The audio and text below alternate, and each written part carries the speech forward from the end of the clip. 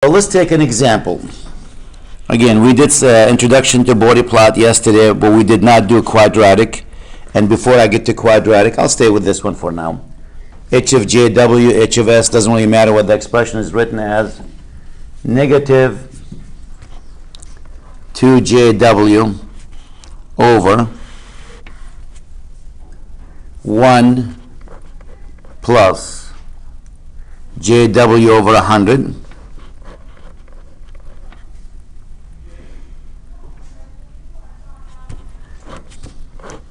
times 1 plus JW over 20,000.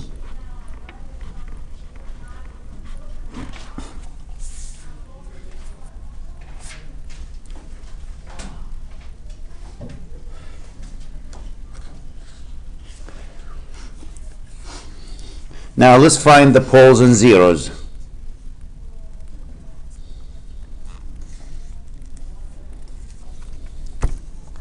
Now, I don't have a 1 here.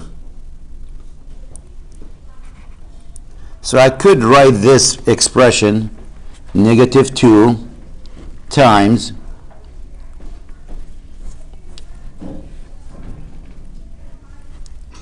zero plus JW. You know, if I want to write it like this to make it look like that. No big deal.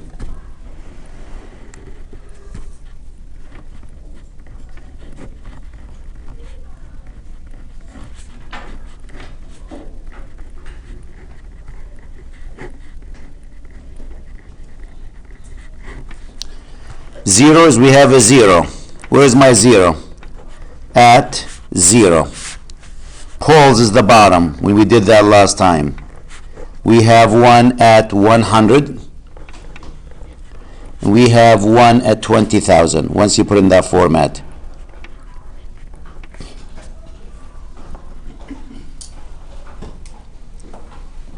How do you get the 0 exactly? Well, yeah. When you look at this, like let's take this one, you'll see it better with that one. For when JW is way less than 100, you know, is less than, you can drop that. So you end up with just 1. When JW is way more than 100, you can drop the 1. So 100 is really the key factor here. Now, I can write this over 1 if you want to. But if JW is equal to 1, that'll be a 1 here. If JW is less than 1, that's a 0. If JW is more than 1, that's just JW. So that should be what? An easiest way to look at it, you take this one, set it equal to 0. If you're wondering how you get that, you take each one, set it equal to 0, then take the absolute value of that. That might be the easiest way. Don't put the J, just without it. And that means what? W equals 0. Now take the absolute value of that. Now take this one, set it equal to a 0. Watch these. Don't worry about the J. That will give me what? 100. Set equal to 0. 100 plus W is equal to 0. W equals what? Negative 100. Take the absolute value of that, and what do you have? The 100. That's the easiest way to get them. The other one, take this, set it equal to 0. You end up with W equals what? Negative 20,000. Take the absolute value of that, what do you have? 2,000. So that's the easiest way to get zeros and poles. Take the expression, each one of these, set it equal to 0, and take the absolute value of that. Again, we're doing the absolute value. If you remember the definition, decibel, it's 20 log the absolute value of H of JW. That's what decibels is. So that's how you get your 0. So we have a 0 at 0. We got a pole at 100 and 200. So if I go to graph that, Here we go.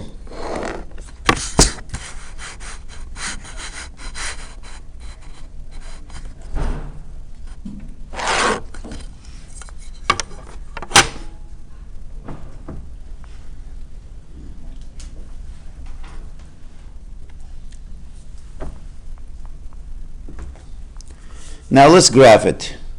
A zero is going to do what? Zeros will pull me up at the rate we said last time of what? 20 decibels per decade. Then the poles will pull me down at the rate of what? 20 decibels per decade.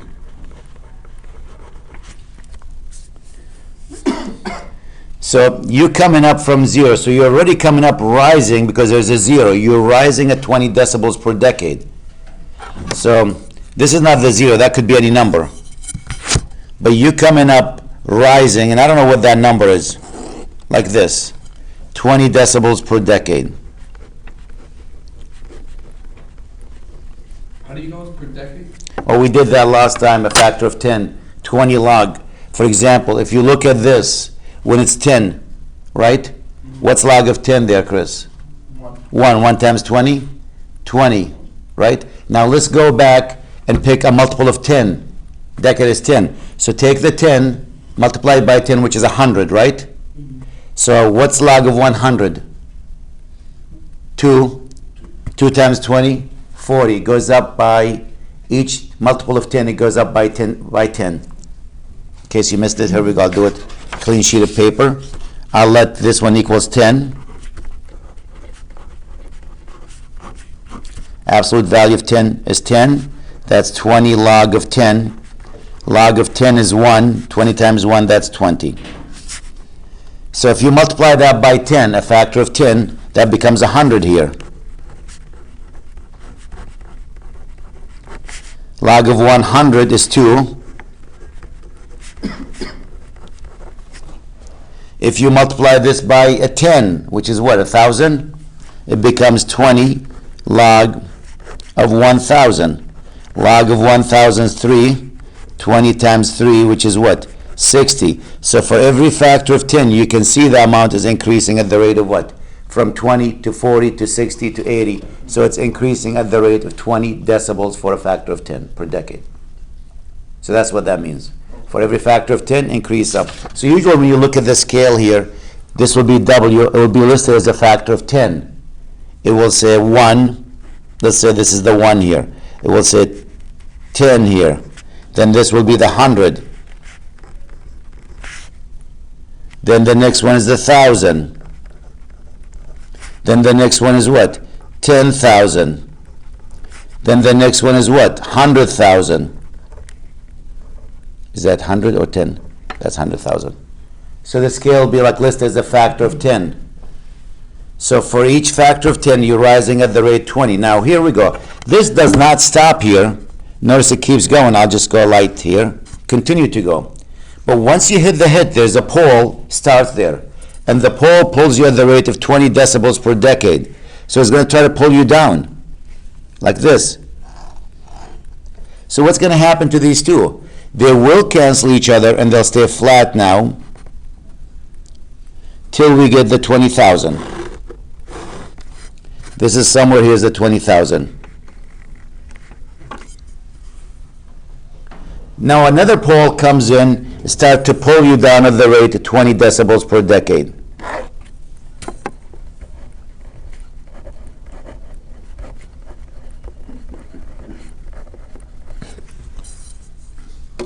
And that's what your graph is going to look like. Now, if you went actually to Mathematica and you ask Mathematica to graph this, you know what the graph is going to be? Very similar to this.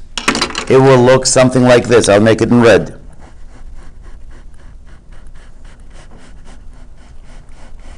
Like this. And the drop right here, that drop, we did that last time. How many decibels? We calculated the math. Wasn't that 3 decibels? So the drop here will be 3 decibels. Is it always 3? Yep, because remember, if this equal to this, that's a 2.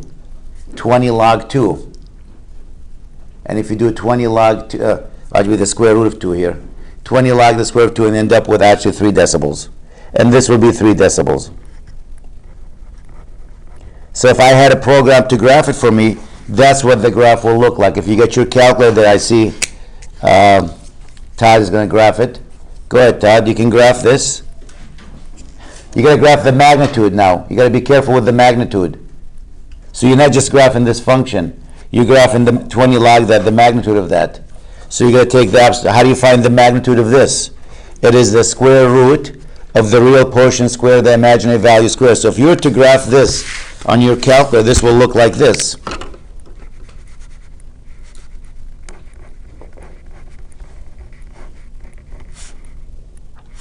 If you want to find the magnitude of that, that will give me what? The real portion square, the imaginary portion square. The real is 0. The imaginary is what? Negative 2w, and you're going to square it. This will be 1 plus w squared, or w over, I'll go 100 squared. It's easier to write it that way. Times, that's what the magnitude.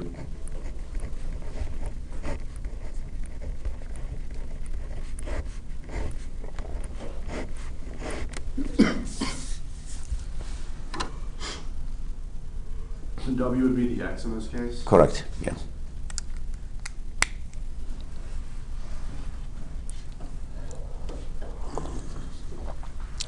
The top one mathematically will end up being what? The top one, 2w, right? There's no such thing as negative frequency for us.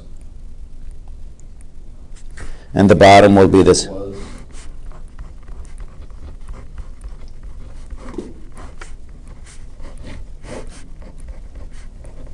Do we care about what it does before, your W is equal to 0 or not? Nope, because this Bode plot, you don't have to worry about it. Now, when you do a Bode plot, you got to pick a point on the graph, any value that you want, and assign a value to it. So I need this to assign a value to it. That's why I need this function. So what number? Maybe I'll pick the 10 here. See that 10? When this is 10, what is that value equal to? I need to know. So I need to go to this function here and go, what is 20 log? Now this is the absolute value. When w is 10, what do we have? 2 times 10, which is what? 20 over, when this is 10, what's 10 divided by 100? 0.1, square it, 0.0001, so roughly that's a 1. Don't even waste your time on it.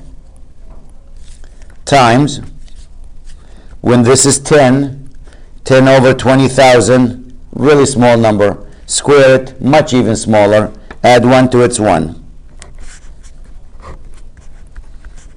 20, can you see it on the screen? Log 20.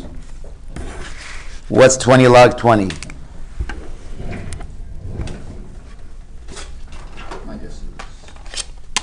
I have no idea what that number. I know it's more than 20. Probably, yep, I was about 25 maybe. 26 even? So somewhere around 26.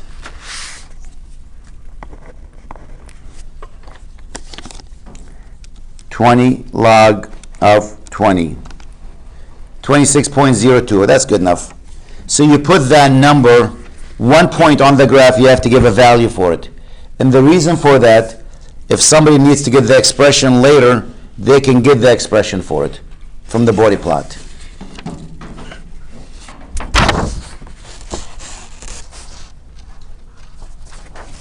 That's what we did last class. Bode plot. We're going to continue with that today. And maybe we'll do higher order Bode plot there. If you have a quadratic,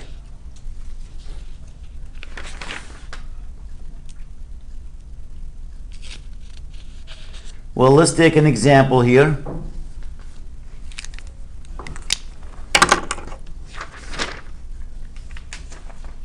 So this is higher order terms.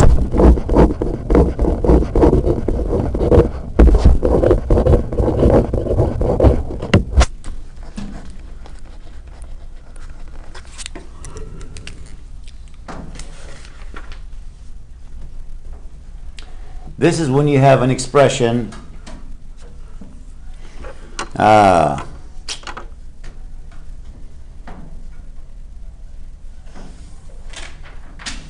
Let's take this expression.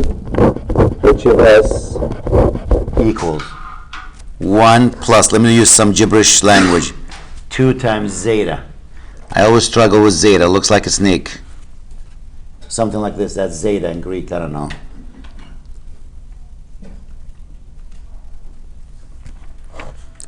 S over W0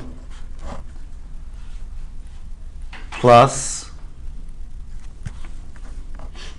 S over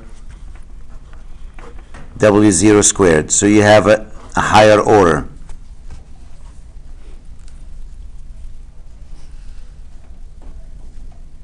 Zeta actually, I don't know what that symbol is called the damping factor.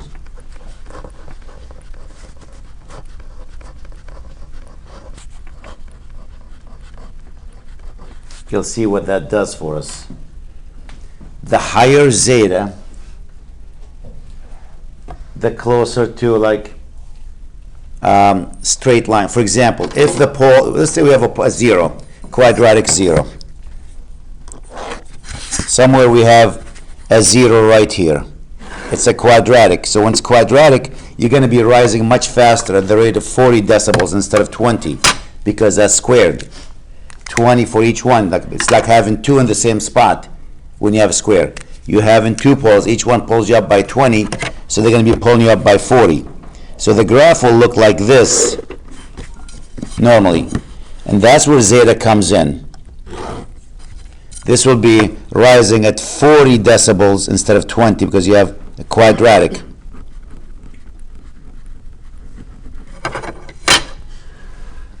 Now, what does zeta do? It's called the damping factor. For example, if zeta is 1, the graph will look like this. That's when zeta equals 1.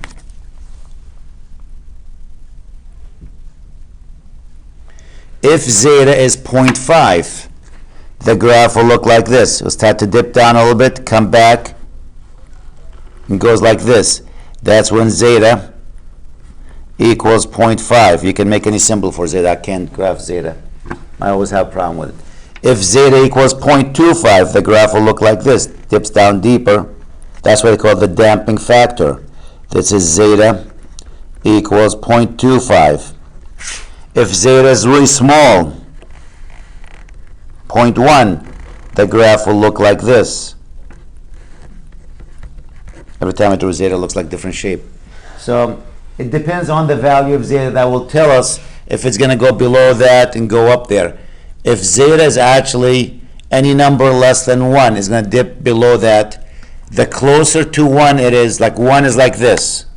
When you're close to 0, it's almost, if zeta is 0, you don't even have that piece. Straight up, that'll be this one. So it depends on the value for zeta.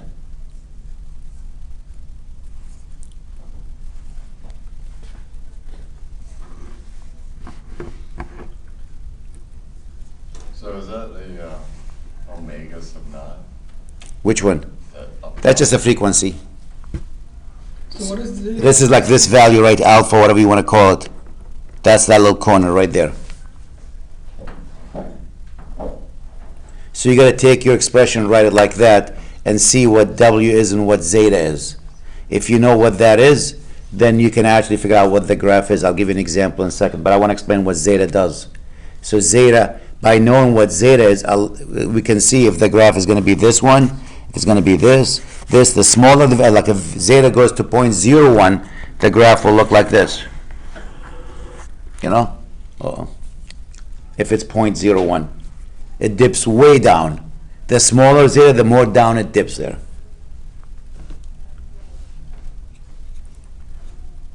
So let me see if I can do an example here that has zeta in it. Uh-oh, somebody's not happy. Yes. No more Bode plots. Huh? No Bode plot. Yep. So let's take this expression. H of S S, J, W, doesn't really matter. I like S's because I don't like to deal with J's. And let's try 1 plus S. 1 plus 0.02S plus 0.0001S squared.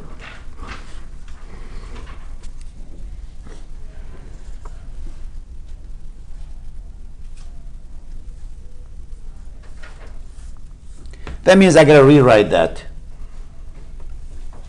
This one. S.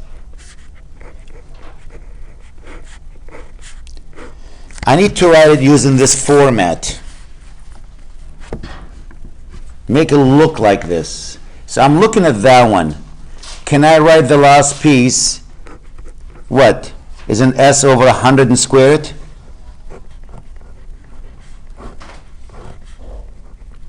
Isn't that what that number is? 0.0001, isn't that 1 over 10,000? So I can make it 1 over 100 and you square it. That means I need to take this one now and write the S over 100. It has to match that one. So S over 100, it makes it what? 0.01, right? But I got a 2 here, that becomes what? 2 times that.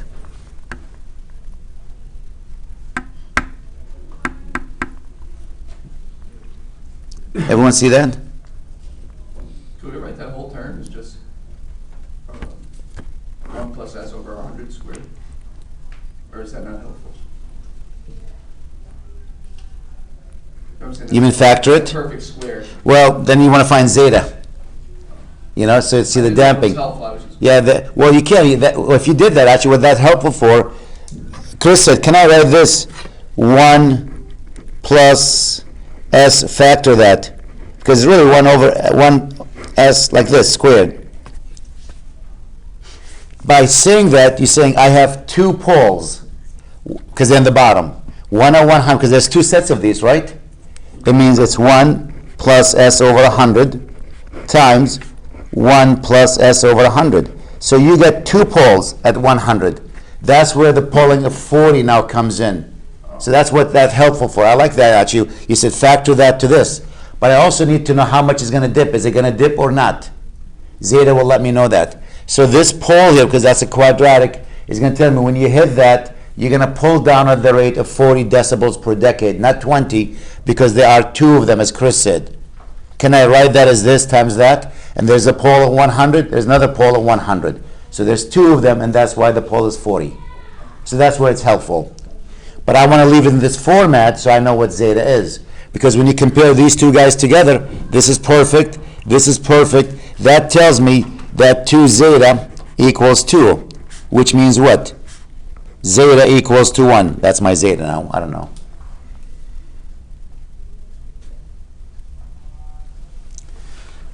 So here's what I know. I have a 0 at 0. That's the top is 0. I have a pole where? At 1. That's for this guy. And I have another pole, or double pole here. Double quadratic at where? At 100. 2 of them, basically.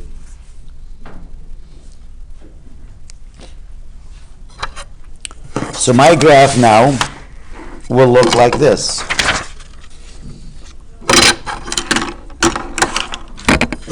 Bless you. Bless you again. I'll go 1 here, multiple that 10, 100, 1,000, and this is decibels. I'm plotting the magnitude. Since I get a 0 at 0, 0 pushes me up, I'll be rising at the rate of 20 decibels till I hit this value. Plus 20. And it keeps going up till I hit what? Is it 100? I don't know why I put the 1 there. I thought it was 1. It's 100 actually. There's the 100 right here.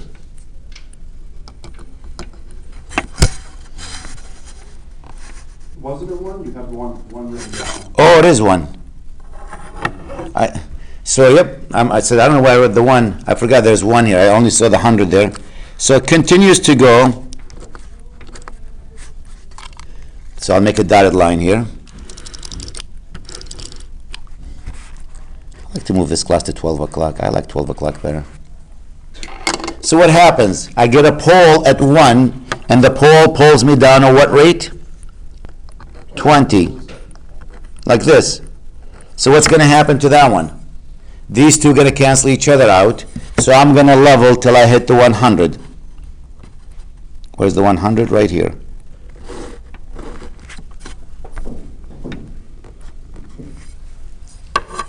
And what happens here? I encounter how many poles? 2 of 100. 2 of them. That will pull me down at the rate of 40. I'm leaving a gap there intentionally with my graph till I know what zeta is.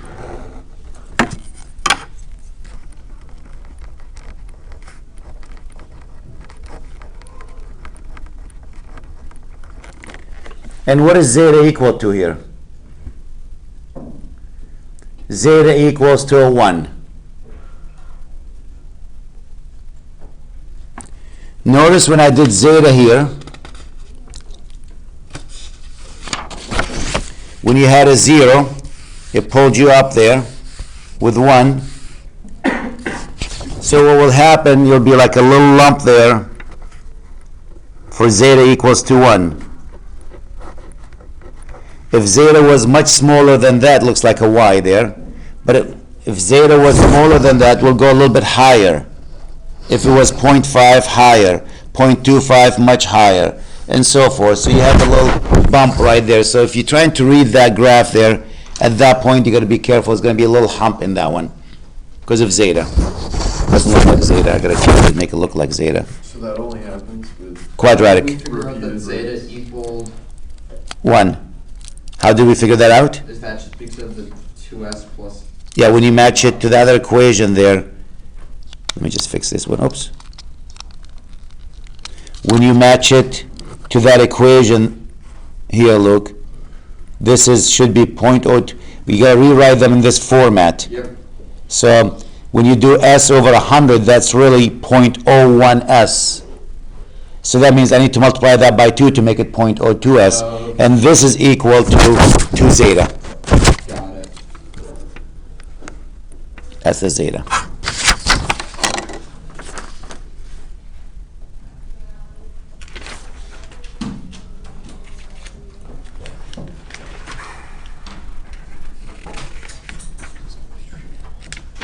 Again, if you are, the nice thing about Bode plot, sometimes you are given the expression or the graph and asking for the expression.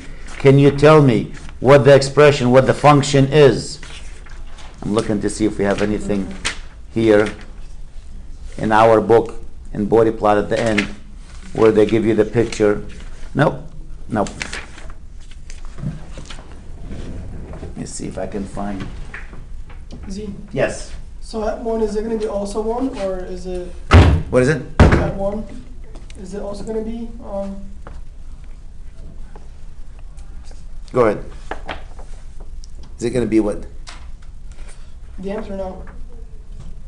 At 1, is it going to be damped or no? Yeah, that's the damping factor. You have a damping factor of 1. You do have a damping At factor. the omega 1. At 1, no. Only the quadratic. These bumps only happen when you have the quadratic pole. The question, am I going to have a bump right here? No, because there's no quadratic here. This is the quadratic one. Your bump is going to be at the 100. If that's what you're asking. Is that what you're asking? Yep. Let's see if I can find one here.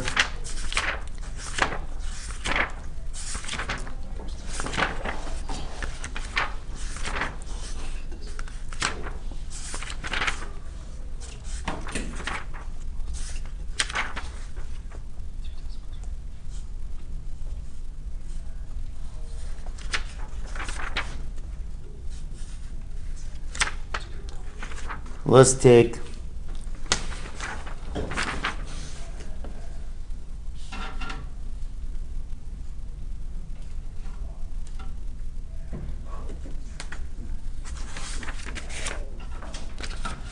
another one here and see what we have.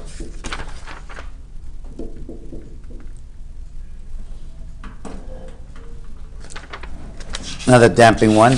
I'll make this a simple one, but I'll put it in a different format. I'll put it in a format you might not like it. That means you gotta do some shifting, twisting, whatever you want to do with it.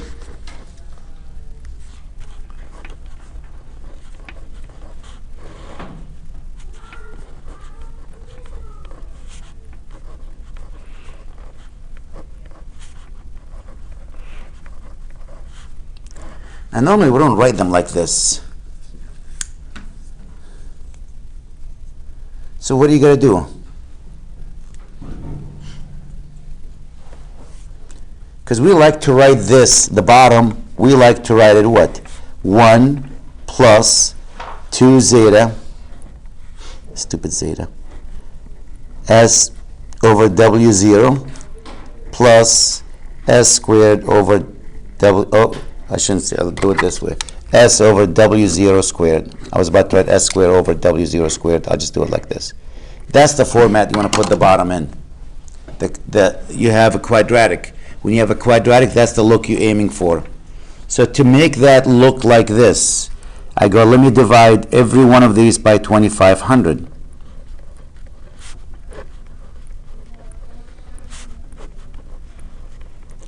But wait a minute. If you divide the bottom by 2,500, you're going to divide the top by 2,500. Otherwise, your fraction just changed, right? You can't just take a fraction and divide the bottom by 2,500. So this will look like what? 1 on the top. Reshuffle this. Let me bring this to the front. That becomes a 1. That looks good so far. This becomes what? 20, 0 cancels, is that S over 125? Okay. And this will be what? S squared over 2,500. Well, that's not good. I need to rewrite that. Because I need to rewrite that as something squared. So I could write that, leave a gap here. I could write that S over 50 squared. Isn't 50 squared 2,500? Isn't that it? That means when I write this, I need to write that S over 50.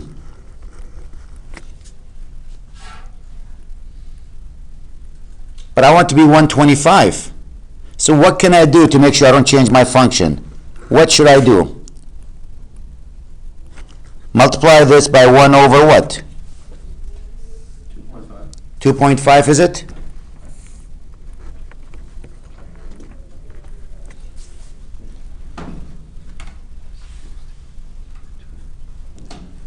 There is no S's on the top. So that says I don't have any zeros. No zeros. Poles. I do have a pole, double pole, because a quadratic, double pole where? At 50. And what is zeta equal to? I need to know what zeta. So here we go. This value, 1 over 2.5, should equal, when you compare it to that one, it should equal to what? 2 zeta. Whatever zeta. I'll put a hook there. That's what, I looked it up, it's supposed to go down and then hook back. Hook back there. I always struggle with it. So to get zeta, you divide by 2. Is that 1 over 5? Like this? Yeah, like that. It's 1 over 5, which is what? 0.2. That's a small value. That means it's going to be a jump there. So here's my graph, the Bode plot for this one.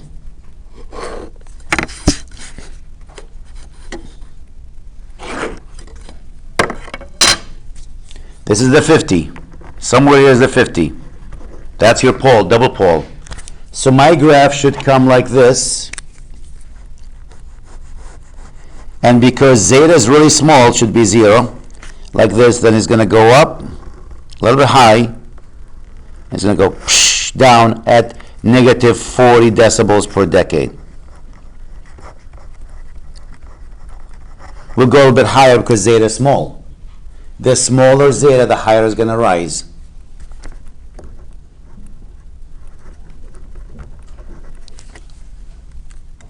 Now, if you want to give it a value, go, oh, let me try this. What will happen when S is 0? Well, you plug it in. When S is 0, what do you have? 20 log of 1, right? What's log of 1? 0. 0 times 20? 0. 0 decibels right here.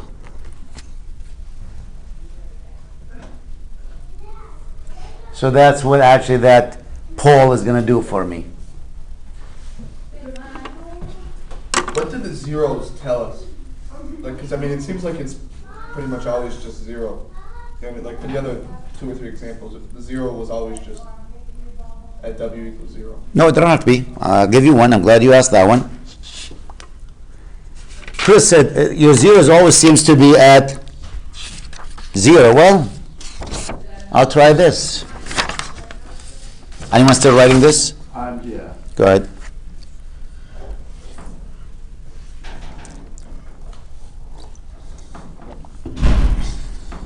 If you're looking for me tomorrow, you won't find me on campus. Just nothing to do. We have no class, but I know sometimes you're looking for me. I'm on the road this week. I'm leaving tomorrow. So I'll take one here actually. S equals H of S. There we go.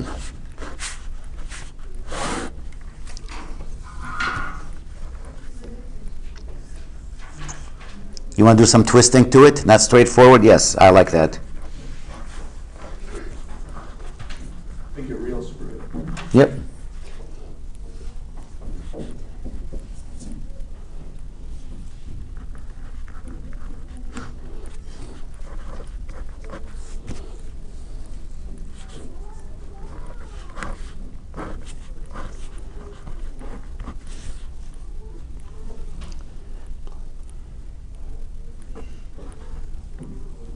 I don't know, just put a number.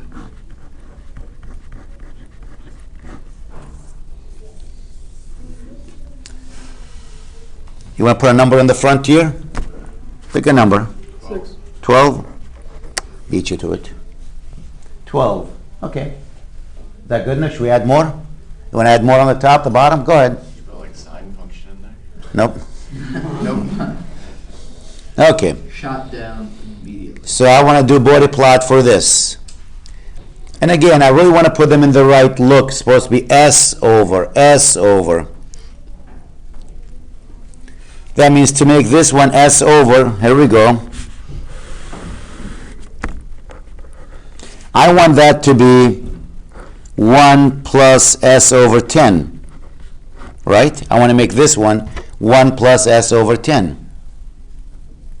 Take a 10. That means I got to divide each one of these by 10. Well, if you divide by 10, bless you, what do you got to do here? Multiply by 10.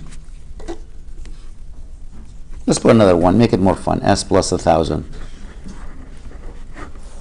Yeah, why not?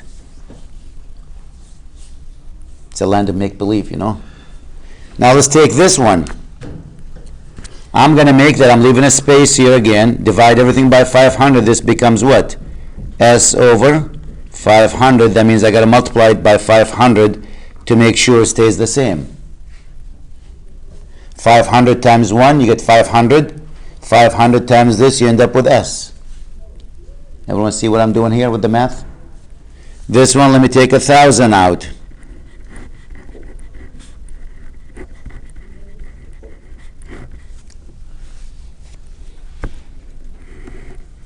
Now let me look at the bottom. I need to take a 2 out for this one. That's S over 2, right? This one I gotta take a 30 out.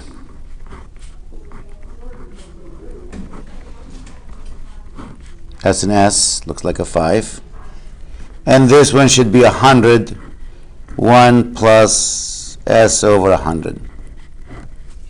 Now I can take the numbers in the front and do some math on them, clean them. Where's my calculator? Somewhere here.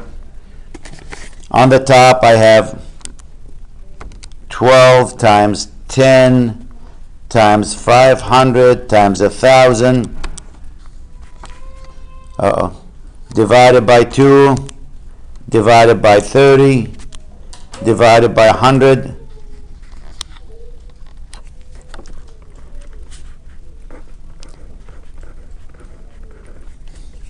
So you end up with 10,000. I did not plan it that way to make it like a whole number. I wasn't even thinking about it. I got 1,000. So what do we have here? 1 plus s over 10, 1 plus s over 500, 1 plus s over 1,000, divided by 1 plus s over 2, 1 plus s over 30, 1 plus s over 100. Times 6,000? I already took care of that. The 10,000 is this times this times this times this divided by these numbers. Right? Is that what you got there too, Elijah? Yep, okay. So here's my zeros. No, it's not a zero anymore now. I have a zero where? At 10, at 500, at 1,000. The poles. We have one at 2, one at 30, and one at 100. Keep in mind, the zero is going to push you up at 20 decibels. The pole is going to pull you down at negative 20, unless you got a double pole. A double will get you a 40.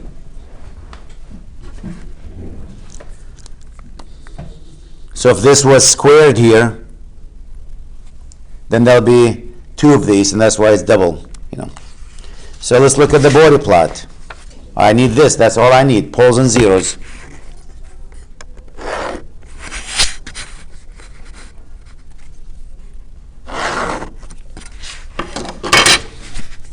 So I'll put some numbers. This is the 2 here. This is the 10. What's the next number? The 30? The 100? 50 in there? There's no 50, was I? There's 500, right? Oh, I wrote that wrong. There's 500. And there's 1,000.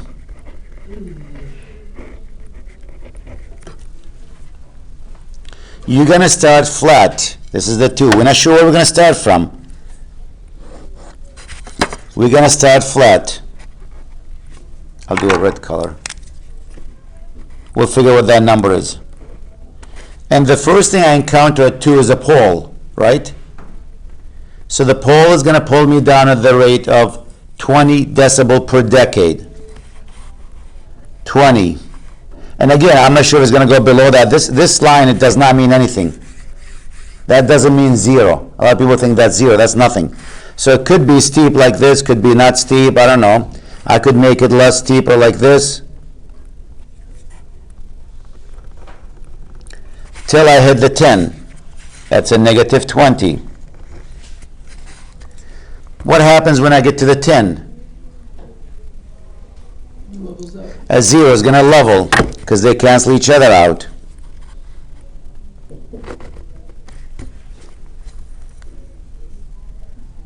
And we'll stay there till we hit the 30. What happens when you hit the 30? It's going to go down at what level? Negative 20. Now it hits another pole at 100.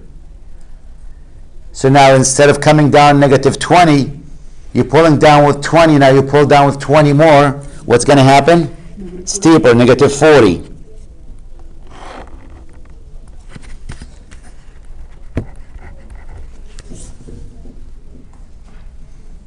Now 500 you encounter what? A zero. A zero pulls up at what rate? 20. Plus 20. So this guy's still going to come down, but less steep now. It's not as steep as before. So back to negative 20. And what happens at 1,000? Levels. It levels.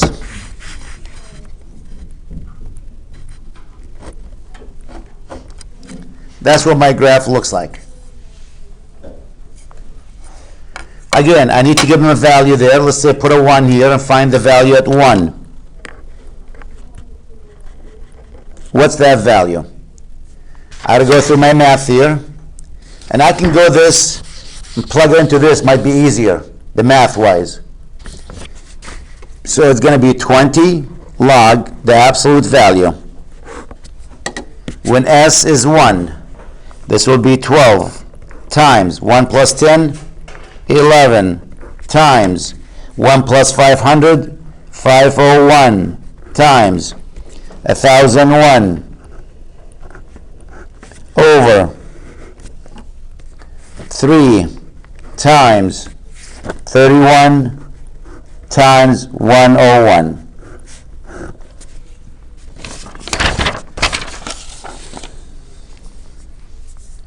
Calculator right here. Got my head spinning in all these directions.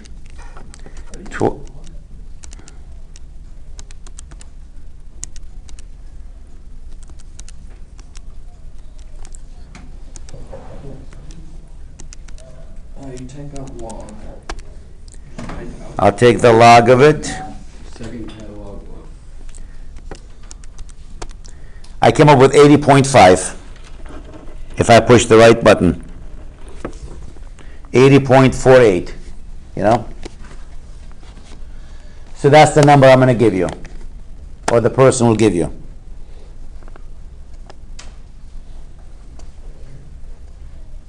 I got 76.9. You did? Huh. What was your number before the log? Use the 1, right? For the 1? Eli? I just did log base 10. Wait, what? I know, you used S equals 1, right, for your calculation? That number? Let's see if I put the wrong one. 12 times 11 times 501 times 1001 divided by 3 divided by 31 divided by 101. 704, take the log of that.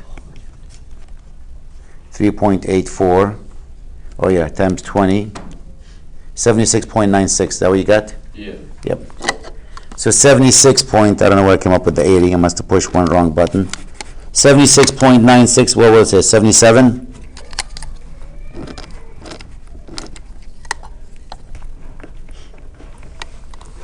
Starting value? Yep, well, that's when 1, at 1. One, okay. You have to give them a point.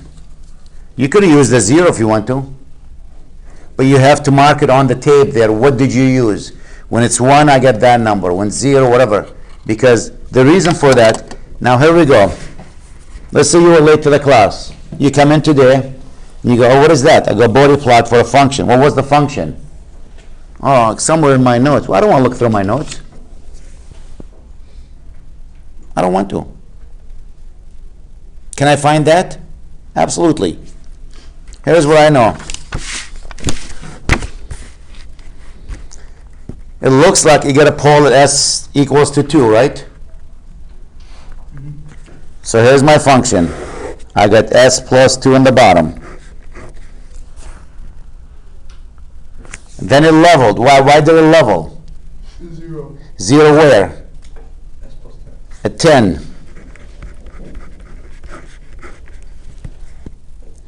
Then when we get to 30, it went down to what? Looks like it went down by 20. That's a pole there at 30.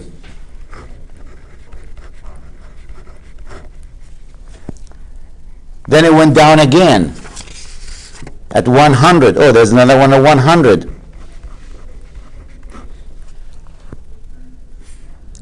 Then suddenly went from negative 40 to negative 20. Why? Because somebody pulled up on it. That has to be a 0 at 500. Then it leveled. Why did it level? Again, another person pulled by 20 up there. S plus 1,000. And it must be a number in the front. I just don't know what that number is. And that's what my function is. So you can always assume the K, right? Yep. Then you gotta solve for K. And that's where the significance of the point. Oh. That's where the point 77. comes in. 77. Yep, exactly. So you can find what K is. So you go, I know what the 77. The 77 was 20 log the absolute value. Here's the K now. S is 1. That's 101. Oh, not 101. What is that? 11. 501. 1001. Oh, God, I'm horrible today. I'm horrible every day, I guess. Too early. 3. 31. 101. And do the math. 20 divided by 77, or 77 by 20. 3.85 equals the log of, let's see what that number, 11 times 501 times 1001, I think, right? Divided by 3, divided by 31, divided by 101. I don't need 587.3 times K. I don't only need the absolute value of that. How do you solve this one? You do 10 to the power. 10 to the power 3.85 equals, that's how you get rid of the log. You do 10 to the power, 10 to the power. The log and 10 cancel each other out. You end up with 587.3 K. What's K equal to? Let's see if we got that number. 10 to the power of 3.85 divided by 587, right? 12.02. 12. Or you just use your fancy solve, but Is that what was the value when we gave it to you? Yeah. I got 12.05. Yep, that's because it's all rounding, when we round all the numbers. So what was the problem? So now we say, this is actually 12 here. Let's see if that's what we had. That's what makes Bode plot attractive. Any other graph, you can't get the function in like 30 seconds or 2 minutes. There's no way by looking at the graph to get the function. So they usually give you the Bode plot? Sometimes you give them the Bode plot, or you're looking at someone's design, they go, this is the picture. Because it's not going to be much of a difference between the real graph, if you graph in the magnitude. It's going to look like this. If you graphed it using Mathematica.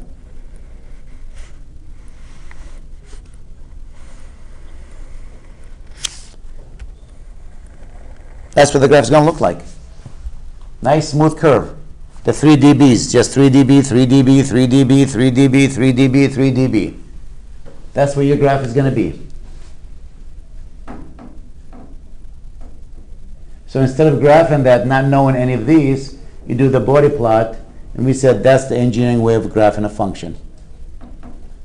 Much quicker, much faster. Now let me ask you one more question.